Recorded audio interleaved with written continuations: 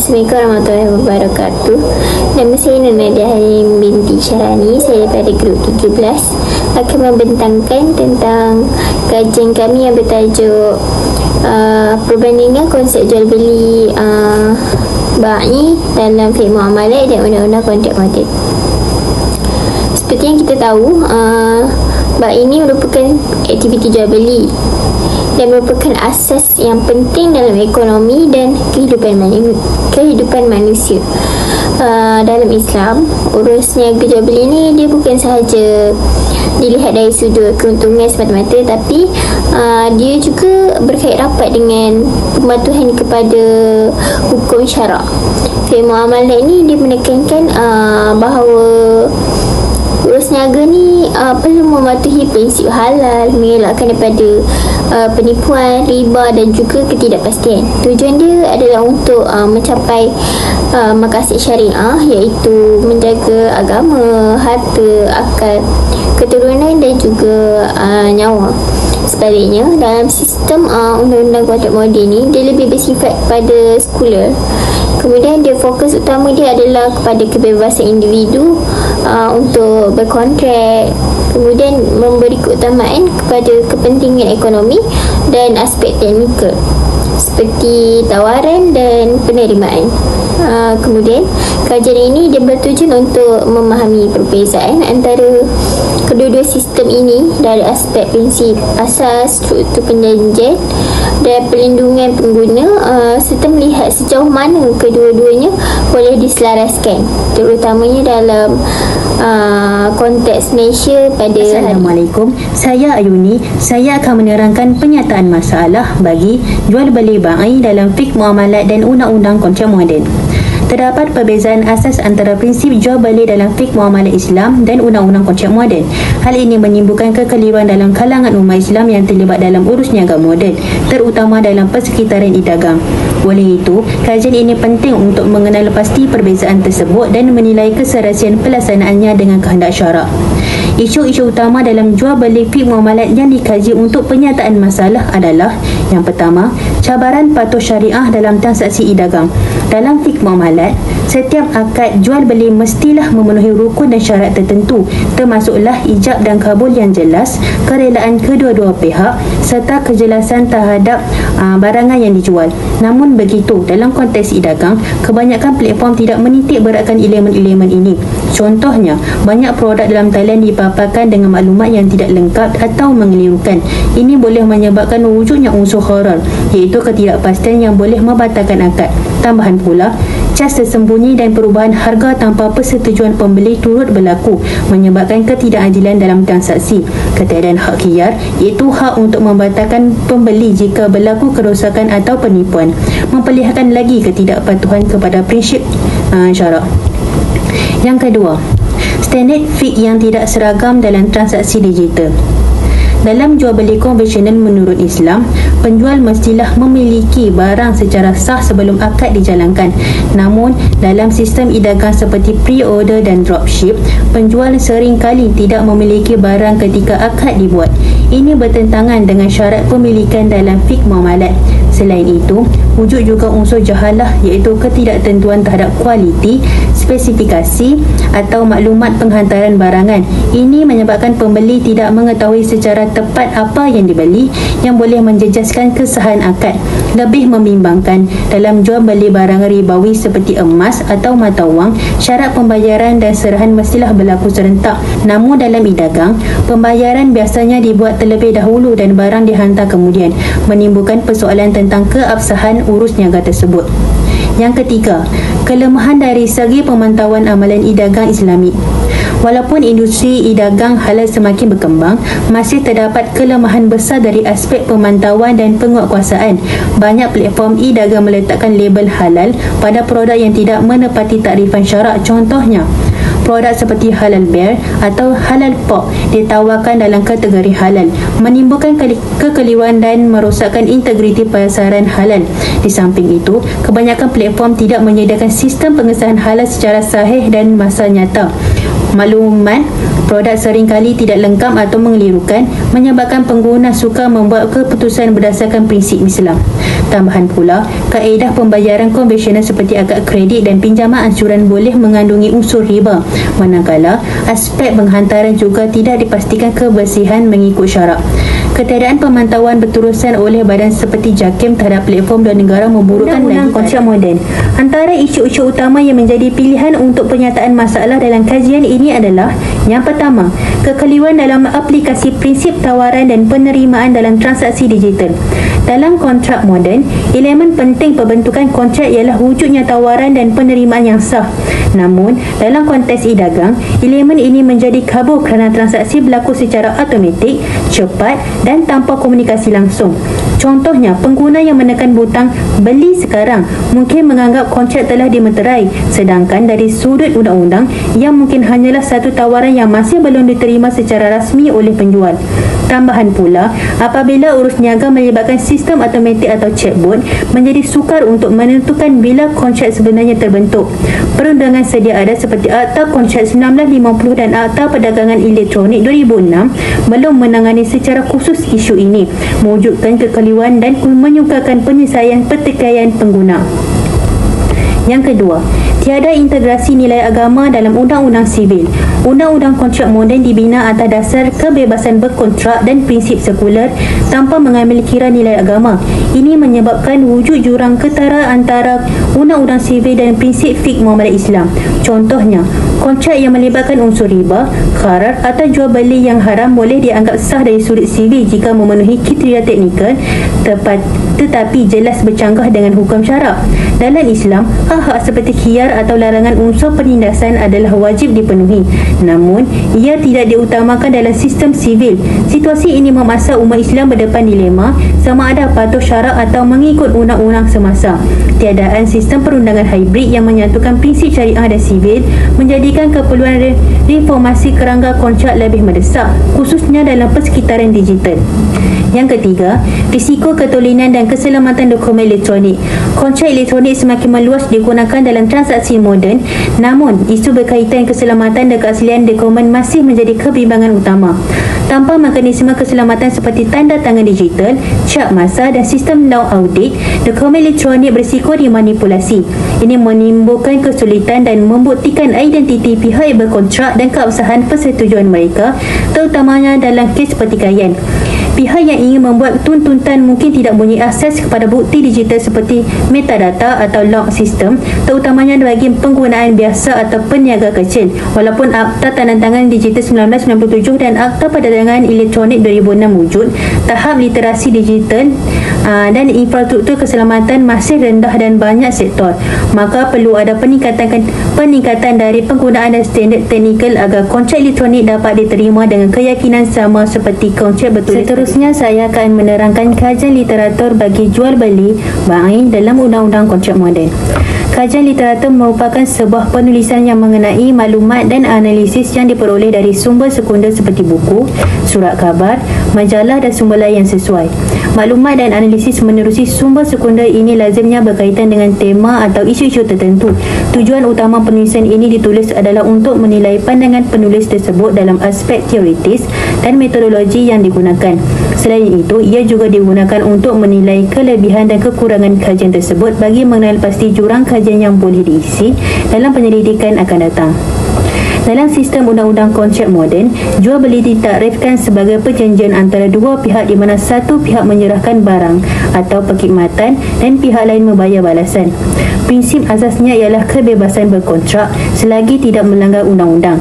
Di Malaysia, kontrak ditadbir oleh Akta Kontrak 1950 dan berasaskan common law dari England, menjadikan sistem ini bersifat sekular dan kurang merujuk kepada prinsip syariah kecuali dalam kes tertentu. Elemen utama kontrak termasuk tawaran, penerimaan, balasan, niat untuk hubungan undang-undang dan keupayaan pihak. Contoh penting ialah kes Pharmaceutical Society v. Boots yang menjelaskan konsep invitation or to treat dalam perwujudan. Pelindungan penggunaan turut diberikan melalui akta seperti Akta Perlindungan Pengguna 1999, namun ia tidak mengambil kira aspek halal haram seperti dalam fiqh muamalat. Kontrak elektronik juga diiktiraf sah melalui Akta Tanda Tangan Digital 1997 dan Akta Kontrak 1950 membolehkan transaksi dalam talian seperti di Shopee dan Lazada berjalan mengikut prinsip kontrak moden. Kajian ini menunjukkan sistem moden bergantung kepada bukti dokumentasi dan kepercayaan, berbeza dengan fik muamalat yang menekankan niat dan keadilan sosial. Walaupun terdapat mekanisme untuk menangani kontrak yang menindas, sistem moden tidak menghalang unsur seperti riba, kharar dan tadlis jika melanggar undang-undang bertulis. Tambahan pula, penggunaan Muslim sering tidak sadar bahawa transaksi e-dagang mungkin tidak patuh syariah. Oleh itu, terdapat keperluan untuk meningkatkan kesedaran dan menyemak pendekatan kontrak moden agar selari dengan prinsip syariah dan makasih syariah demi kesejahteraan. Seterusnya adalah mengenai konsep jual beli atau baik dalam fiqh muamalat. Dalam Islam, jual beli bukan sekadar pertukaran barang dengan wang, tapi ia adalah akad yang mesti menepati prinsip syariah seperti keadilan dan bebas daripada penindasan. Menurut Wahbah Al-Zuhaili, baik ialah pertukaran harta melalui akad yang sah dan tetap, iaitu ada 4 rukun utama dalam jual beli. Yang pertama, penjual dan pembeli, barang, harga serta ijab dan qabul. Keempat rukun ini mestilah disertai dengan syarat seperti keredaan kedua-dua pihak dan kejelasan barang serta tiada unsur riba atau penipuan. Fiqh muamalat sangat menekankan kesahihan akad, iaitu penting untuk mengelakkan penindasan atau kerugian kepada mana-mana pihak dalam perniagaan. Jadi fiqh bukan sahaja tentang hukum tetapi juga menjaga etika dalam perniagaan. Konsep jual beli ini juga boleh diterapkan dalam jual beli moden seperti dalam talian pada hari ini. Walaupun tiada interaksi fizikal, ijab dan qabul masih lagi boleh berlaku melalui borang online, email dan sistem automatik. Asalkan kedua-dua pihak setuju dan faham terma urus niaga, maka akad akan tetap sah. Fiqh muamalat juga melarang unsur seperti warar, jahlu dan maisir. Contohnya, beli barang yang tidak tahu spesifikasinya, maka itu dikira warar dan hukumnya adalah tidak sah. Ini adalah penting untuk mengelakkan penipuan dan melindungi hak pengguna. Selain itu, ada konsep khiyar, iaitu hak untuk membatalkan akad. Contohnya, kalau barang rosak ataupun tidak setimpal, pembeli boleh membatalkan urus niaga. Konsep ini adalah sama dengan cooling off period dalam undang-undang pengguna moden.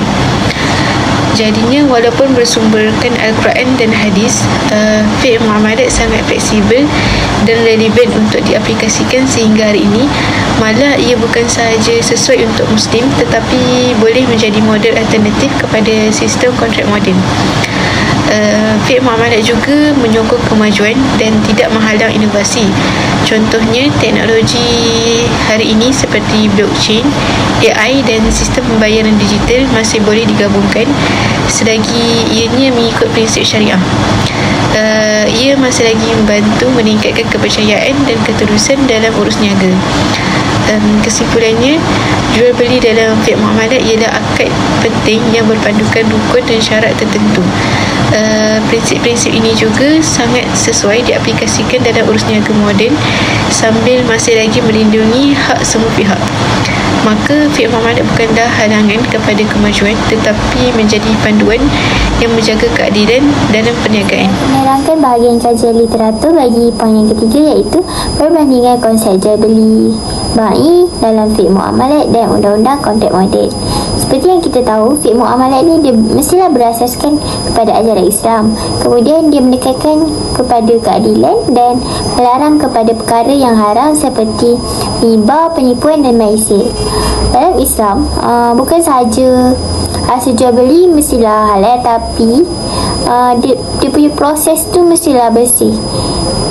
Sebaliknya, dalam undang-undang kontrak moden, dia lebih fokus kepada syarat teknikal dan dia lebih fokus kepada sekular.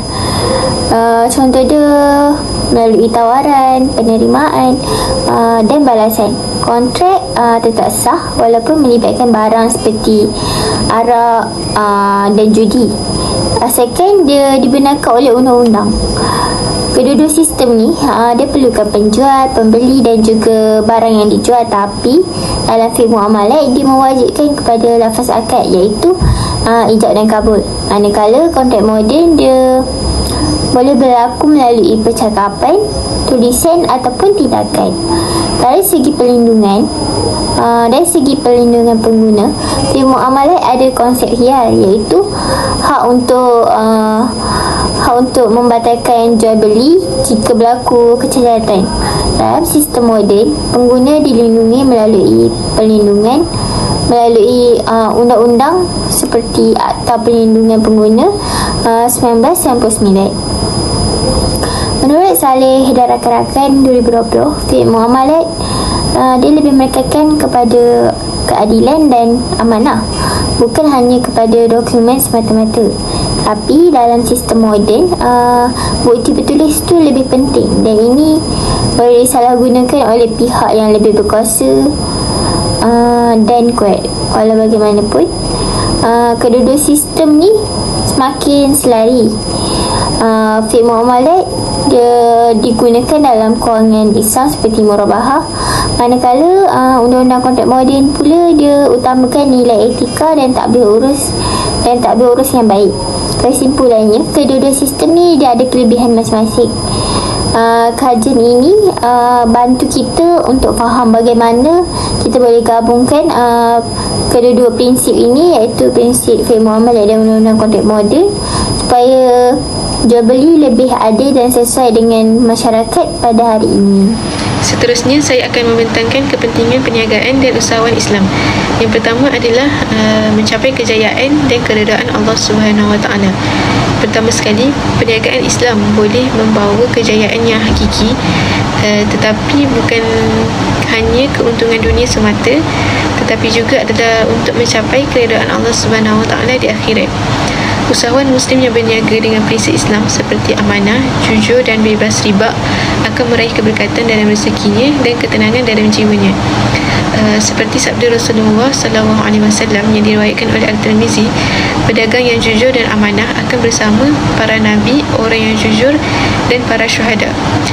Ini membuktikan bahawa perniagaan bukan hanya urusan duniawi, tetapi juga satu bentuk ibadah yang mendekatkan diri kepada Allah.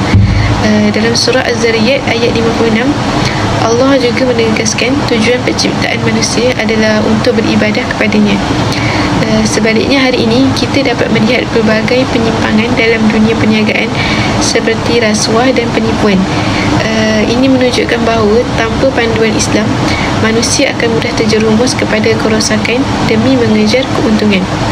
Seterusnya, yang kedua adalah mengatasi masalah riba. Perniagaan Islam dapat mengatasi masalah riba yang amat dikeji dalam syariah, di mana riba bukan sekadar suatu bentuk penindasan, malah ia akan membawa kepada kerosakan ekonomi dan keruntuhan moral. Firman Allah dalam surah Al-Baqarah ayat 275, Allah menghalalkan jual beli dan mengharamkan riba. Sabda Nabi juga, sabda Rasulullah SAW dalam hadis riwayat Al-Bukhari dan Muslim, turut meletakkan riba dalam kategori dosa-dosa besar yang membinasakan. Jadi pada hari ini, banyak yang terpedaya dengan pelaburan palsu yang berlabel Islamik, yang sebenarnya adalah berasaskan riba dan gharar. Antaranya terdapat juga golongan B40 dan M40 yang terperangkap dengan pinjaman berfaedah tinggi. Maka etika perniagaan Islam dapat membantu masyarakat mengelak dari bahaya dan larangan riba. Yang ketiga adalah menggunakan nilai dan akhlak Nabi Muhammad SAW dalam menjalankan perniagaan. Nabi Muhammad SAW merupakan usahawan yang unggul, di mana baginda merupakan model teladan dari segi kejujuran, amanah dan komunikasi yang cemerlang. Sabda Nabi SAW, sesungguhnya aku diutuskan untuk menyempurnakan akhlak yang mulia. Dan firman Allah juga dalam surah Al-Ahzab ayat 21 turut mengiktiraf baginda sebagai contoh terbaik untuk diikuti. Namun realitinya hari ini ramai usahawan yang mengamalkan taktik tidak jujur seperti testimoni palsu, penghantaran lewat dan menyembunyikan maklumat produk. Sedangkan keberlangsungan sesebuah perniagaan adalah bergantung kepada nilai akhlak yang diamalkan. seterusnya, kepentingan yang keempat adalah pengagihan kekayaan. Perniagaan dalam Islam bukan sahaja untuk mengumpul kekayaan semata-mata, tetapi ia juga perlu untuk diagihkan kepada masyarakat. Seperti zakat, sedekah dan wakaf adalah instrumen pengagihan kekayaan yang dituntut oleh Islam. Firman Allah dalam surah Al-Baqarah ayat 267, belanjakanlah daripada hasil usaha yang baik yang kamu perolehi. Namun hari ini kita dapat melihat jurang kaya dan miskin yang semakin melebar, di mana banyak syarikat yang meraih keuntungan besar tetapi pekerja masih lagi dibayar gaji rendah. Tiada juga peluang adil untuk usahawan kecil berkembang. Maka perniagaan Islam adalah menyeru kepada keadilan sosial dan keseimbangan ekonomi. Kepentingan yang terakhir adalah menghakis sifat tamak. Perniagaan Islam mendidik jiwa agar bebas daripada sifat tamak. Ini kerana Islam amat menekankan bahawa kekayaan sebenar adalah kekayaan jiwa, bukan harta. Sabda Rasulullah SAW, kekayaan itu bukanlah dengan banyaknya harta, tetapi kekayaan itu adalah kaya hati. Firman Allah juga dalam surah Sabah ayat 39 menegaskan bahawa Allah akan menggantikan apa sahaja yang kita infakkan. Jadi dalam dunia hari ini terdapat peniaga yang memanipulasi harga dan terjebak skim cepat kaya. Islam mengajar supaya kekayaan dikongsi, bukan dikaup secara rakus. Ini bukan hanya untuk mendapat keberkatan, malah untuk memastikan kesejahteraan. Assalamualaikum, nama saya Nur Aini Sofia dan saya akan mencadangkan beberapa cadangan penambahbaikan bagi perbandingan konsep jual beli ba'i dalam fiqh muamalat dan undang-undang kontrak moden. Cadangan yang pertama ialah peranan kerajaan. Kerajaan dicadangkan untuk menubuhkan lembaga penyelidikan kontrak Islam nasional bagi memantau dan menyelia kontrak yang mendakwa patuh syariah. Lembaga ini boleh diletakkan di bawah JAKIM atau bank negara, bergantung kepada fokus sektor. Antara tugas utama lembaga ini ialah untuk meluruskan kontrak jual beli, memberi pensijilan patuh syariah dan menjalankan audit secara berkala. Contohnya, kontrak jual beli rumah, takaful, gadaian Islam dan pembiayaan kenderaan perlu disahkan terlebih dahulu sebelum digunakan. Langkah ini juga dapat mengelakkan kontrak Islamik palsu yang hanya tukar istilah tapi masih mengandungi unsur riba. Kedua, sektor swasta. Syarikat perlu menubuhkan unit pematuhan syariah dalaman bagi memantau aktiviti perniagaan. Mereka juga perlu melantik penasihat syariah untuk menyemak dan meluruskan kontrak. Penggunaan kontrak standard yang diiktiraf serta latihan kepada kaki tangan sangat penting untuk pastikan pemahaman dan amalan fiqh muamalat dapat dilaksanakan dengan betul. Dengan cara ini, sektor swasta dapat menyumbang kepada pembangunan ekonomi Islam yang mampan. Yang ketiga ialah peranan masyarakat. Masyarakat juga tidak boleh dipinggirkan. Pemahaman tentang konsep riba, wal dan maisir perlu diperkukuhkan melalui ceramah, bengkel dan media sosial. Dengan kefahaman ini, masyarakat boleh bertindak sebagai pengguna yang bijak serta menjadi pemantau. Mereka boleh melaporkan sebarang ketidakpatuhan atau penipuan dalam urusan jual beli kepada pihak berkuasa.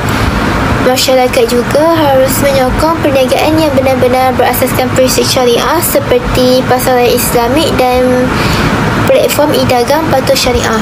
Melalui peranan ini, masyarakat dapat membantu sistem perniagaan yang adil, telus dan melandaskan prinsip Islam.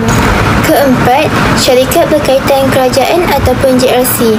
JRC seperti Bank Islam dan Tabung Haji telah mengamalkan prinsip syariah dalam urus niaga mereka. Selain itu, JRC juga aktif dalam menjalankan tanggungjawab sosial korporat seperti memberikan latihan dan pendidikan kepada masyarakat mengenai kewangan Islam. Usaha JRC ini sangat penting dalam memperkukuhkan ekonomi Islam negara. Dan yang terakhir, peranan JAKIM. JAKIM sebagai badan autoriti syariah mempunyai peranan penting dalam menyuarakan dan memantau pelaksanaan prinsip muamalat Islam di Malaysia. Melalui portal e-muamalat dan garis pandan jalan langsung Islamik, JAKIM menyediakan panduan yang sahih kepada masyarakat dan institusi kewangan. Dengan cara ini, JAKIM terus menjadi sumber rujukan yang penting kepada masyarakat dan institusi. Kesimpulan, kajian ini membandingkan jual beli dalam fiqh muamalat dan juga undang-undang kontrak moden, terutama dalam era digital. Islam menekankan keadilan, ketulusan dan keberkatan, manakala kontrak moden fokus kepada kebebasan individu dan juga aspek teknikal. Cabaran digital seperti kekeliruan akad atas talian dan kekurangan panduan syariah dibincangkan, serta dengan cadangan kerjasama daripada berbagai pihak untuk memastikan transaksi patuh syariah. Kajian ini menekankan pentingnya gabungan nilai Islam dan sistem moden demi keadilan dan keberkatan.